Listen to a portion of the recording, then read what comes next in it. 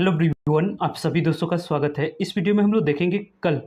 एक और कंपनी की लिस्टिंग होने जा रही है। जो कंपनी लिस्ट होने जा रही है एक मेन बोर्ड आईपीओ है, जिसकी ग्रे मार्केट प्रीमियम में गिरावट जो देखने को मिली, उस गिरावट का क्या कुछ इम्पैक्ट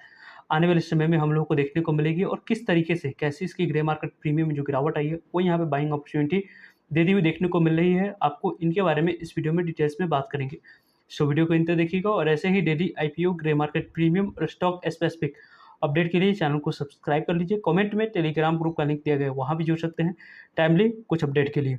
ओवरऑल यदि हम लोग मार्केट की बात करें तो मार्केट किस तरीके से कैसी कारोबार कर रही है, इसको यदि हम लोग देखते हैं तो पहले तो यहाँ पे मार्केट आप लोगों को लगभग 0.15% की तेजी के साथ 23,578 पे यहाँ पे निफ्टी आप लोगों को कारोबार करते हुए देखी जा रही है। यानी कि निफ्टी के रिगार्डिंग बात करें तो निफ्टी एक अच्छी यहाँ पे रन में देखने को मिल रही है। इस मोमेंटम के साथ देखा जाए तो निफ्टी यदि कल के डेट में भी कंटिन्यू करती है तो जिस कंपनी की लिस्टिंग होने वाली है उस पर काफ़ी पॉजिटिव इम्पैक्ट आने वाले समय में हम लोगों को देखने को मिल सकती है। ऐसी पॉसिबिलिटी काफ़ी हद तक बनती हुई देखने को मिल रही है, क्योंकि यदि हम लोग देखें तो अभी जिस तरीके की मार्केट की कंडीशन है, इस मार्केट की कंडीशन में यदि हम लोग बात करें तो फर्स्ट ऑफ ऑल मार्केट की कंडीशन, जो भी कंपनी की लिस्टिंग होती है उस कंपनी पे first half hour, one and half hour की बात करें तो वहाँ पे आप लोगों को जो मार्केट की मोमेंटम रहती है, उस मार्केट की मोमेंटम में यदि आप लोगों को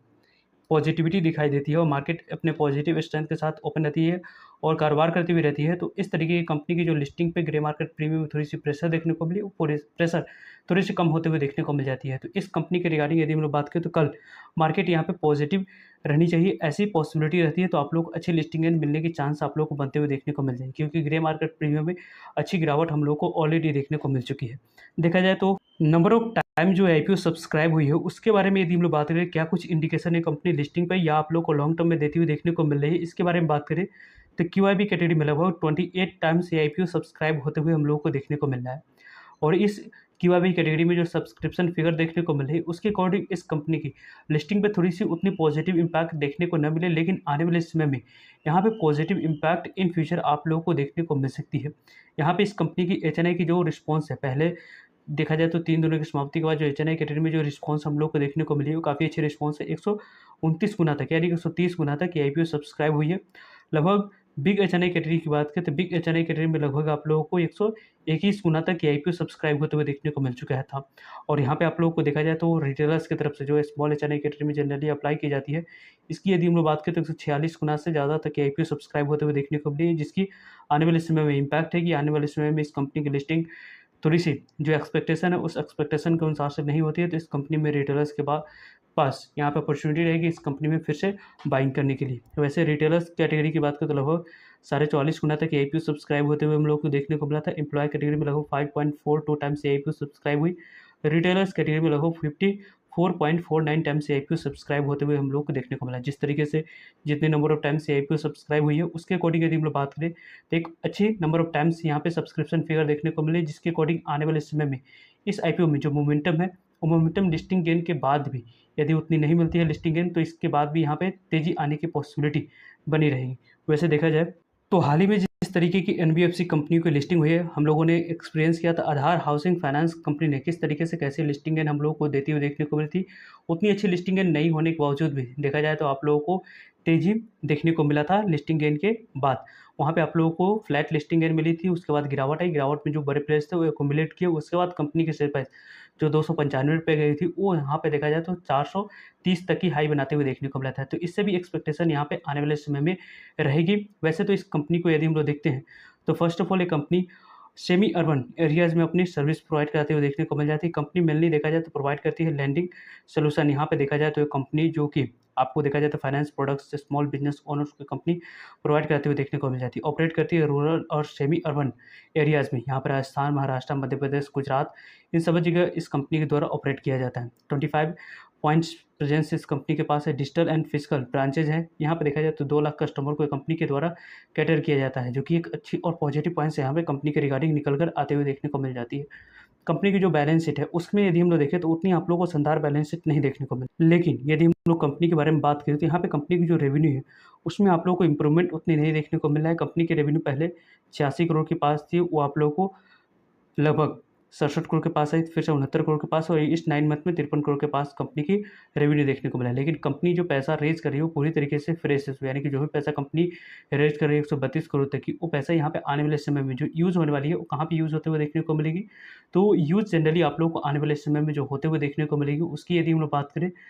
तो लैंडिंग के रिलेटेड यहाँ पे काम की जाएगी। लैंडिंग जो भी आप लोगों को कंपनी देगी, उससे कंपनी की प्रॉफिटेबिलिटी आने वाले समय में बढ़ते हुए देखने को मिलेगा, रेवेन्यू बढ़ेगी, जिसके कारण से इस कंपनी के शेयर प्राइस जो यहाँ पे थोड़ी सी अभी महंगी दिख रही है, उसके कारण से यहाँ पे सस्ती हो जाएगी, और उसके बाद जो तेज़ी आएगी वो तेज़ी काफ़ी अच्छी बेहतरीन देखने को मिलेगी। और इसी एक्सपेक्टेशन के कारण से इस कंपनी में आने वाले समय में यहाँ पे तेज़ी की एक्सपेक्टेशन मेरे स्टडी के अकॉर्डिंग बन रही है। आप लोगों की क्या कुछ अलग स्टडी है तो कमेंट्स करके आप लोग बता सकते हैं। वैसे तो यहाँ पे नेटवर्थ की बात करें तो पहले 130 करोड़ के पास थी, 136 करोड़ के पास, 204 करोड़ के पास और 217 करोड़ के पास यहाँ पे कंपनी की टोटल नेटवर्थ आप लोग को देखने को मिल रहा है। बोरोइंग की बात करें तो लगभग 195 करोड़ के आसपास कंपनी की बोरोइंग है, जो कि यहाँ पे कंपनी कर्ज जो ले रही है वहाँ से कंपनी बोरोइंग को भी कम करते हुए देखने को मिलेगी। लेकिन एनबीएफसी कंपनी है तो इस तरीके की कर्ज आप लोगों को मेंटेन रहेगी, तो भी आप लोगों को उतनी कंसर्न पॉइंट्स नहीं है।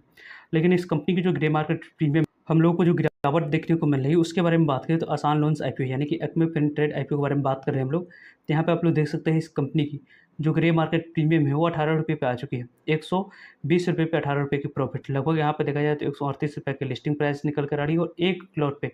लगभग जो आप लोगों को प्रॉफिट आईपीओ देती हुई देखने को मिली 15% तक। यानी कि आप लोगों को देखा जाए तो पहले जो 3,500 से ऊपर तक की प्रॉफिट मिलते हुए देखने को मिला था, वो यहाँ पे अभी आप लोगों को 1,500 तक की प्रॉफिट ये आईपीओ देती हुई देखने को, लगभग 2,000 तक की प्रॉफिट आप लोगों को ये आईपीओ एक लॉट पे देती हुई देखने को मिलेगी। उस तरीके की ग्रे मार्केट प्रीमियम नहीं है जिस तरीके की यहाँ पे एक्सपेक्टेशन थी। लेकिन यहाँ पे जो कंपनी की लिस्टिंग गेन मिलेगी उसकी यदि हम लोग बात करें तो डिसेंट सा लिस्टिंग गेन मिलने के बाद यदि गिरावट आती है तो अपॉर्चुनिटी बन सकती है। यदि कंपनी के शेयर प्राइस की बात करें 120 रुपये पे आप लोगों को एलोकेट किया गया है, यदि इस कंपनी के शेयर प्राइस 120 के नीचे जाती है तो शॉर्ट टर्म में यानी 1 महीने से लेकर 3 महीने तक के अंदर यदि इन्वेस्टमेंट करने की आप प्लानिंग कर रहे हैं तो यहाँ पे आप लोगों को 120 के नीचे जैसे ही कंपनी के शेयर प्राइस किसी भी कारण से यदि आ जाती है तो वहाँ पे आप लोग बाइंग अपॉर्चुनिटी तलाश सकते हो। वैसे भी यदि हम लोग इस कंपनी के बारे में बात करें, फंडामेंटल्स है उसके बारे में यदि हम लोग बात करते हैं तो लगभग 132 करोड़ की कंपनी की इशू साइज है, पूरी तरीके से फ्रेश इशू है। और यहाँ पे जो कंपनी की 132 करोड़ की इशू साइज है, ये स्मॉल इशू साइज वाली कंपनी है तो T+2 सेगमेंट में लिस्ट होगी। यानी कि आप लोगों को देखा जाए तो अपर सर्किट लिमिट और लोअर सर्किट लिमिट यहाँ पे 5% की रहने वाली है, क्योंकि जितनी पर भी कंपनी लिस्ट होगी उस पर आप लोगों को 5% या 5% की अपर सर्किट और 5% की लोअर सर्किट देखने को मिलेगी। तो इस तरीके से आने वाले समय में यहाँ पे आप लोगों को अपॉर्चुनिटी बनते हुए देखने को मिल सकती है। ज़्यादा यहाँ पर मोमेंटम नहीं देखने को मिलेगी। लगभग लिस्टिंग से लेकर 10 दिनों तक की बात करें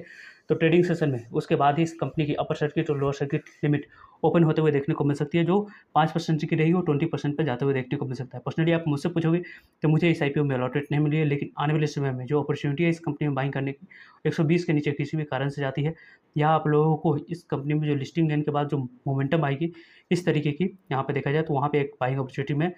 तलाशने की कोशिश करूँगा। आप लोगों की क्या अपॉर्चुनिटी को तलाश करने की प्लानिंग है, कमेंट्स करके आप लोग बता सकते हो। सो आई होप आपके लिए सारे इन्फॉर्मेशन यूजफुल है। वीडियो को लाइक, चैनल को सब्सक्राइब और शेयर करने के लिए आप सभी को धन्यवाद। मिलते हैं एक नए इन्फॉर्मेटिव वीडियो में, तब तक के लिए जय हिंद, जय भारत।